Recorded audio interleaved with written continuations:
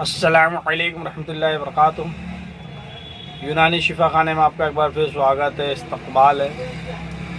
आज हम आपको एक और बहुत ही शानदार और बहुत ही बढ़िया जानकारी दे रहे हैं। आज हम आपको जानकारी देंगे उन लोगों के बारे में जिन लोगों को भूख नहीं लगती है, या लीवर में गर्मी रहती है, लीवर में पीलिया रहता है, या कुछ खाते ही बदहजमी सी महसूस होती है, या खट्टी डकारें आती है, कब्जियत बनी रहती है।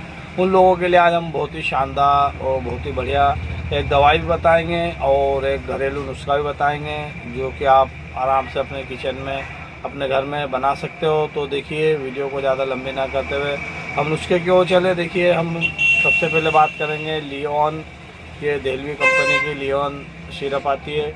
ये आपको किसी भी यूनानी मेडिकल, यूनानी दवाखाने से बहुत ही आसानी से मिल जाती है। मेरे हाथ में 200 ml की है, इसकी आप छोटी बड़ी ले सकते हो।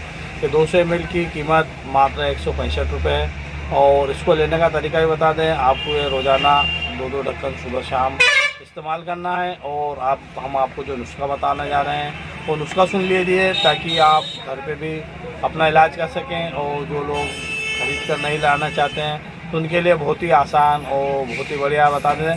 तो देखिए, आपको करना क्या है। सबसे पहले आपको लेना है सौंफ, जो कि सभी लोग पहचानते हैं और बड़ी आसानी से मिल भी जाती है। सबसे पहले आप ले सौंफ, और उसके साथ ये ले लें आप गुलाब के फूल की पत्ती। ये देखें, हम स्क्रीन पर आपको बता भी देते हैं। गुलाब के फूल की पत्ती, सौंफ, ये 2 चीज़ें ले लें। और एक लेना है आपको सना मक्खी।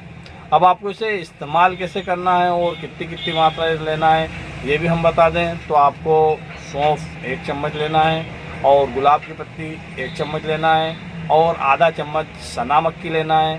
तो सना मक्खी थोड़ी गर्म होती है और इससे कब्ज़ियत क्लियर होती है, यानी कि लेटिन फास्ट होती है। तो आप सना मक्खी आधा चम्मच ही लें, और सना मक्खी के पत्ते वत्ते थोड़े पहले साफ़ कर लें, उसके बाद पीस लें।